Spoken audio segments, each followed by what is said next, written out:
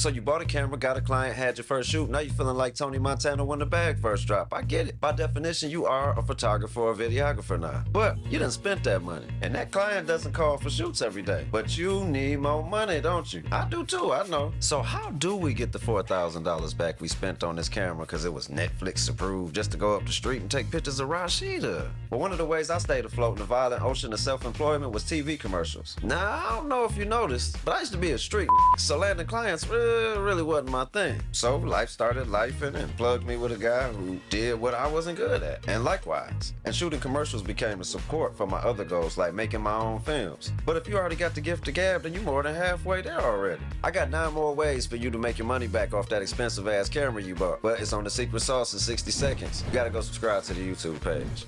If I say sauce one more damn time, I have a sauce attack. Drink Studios.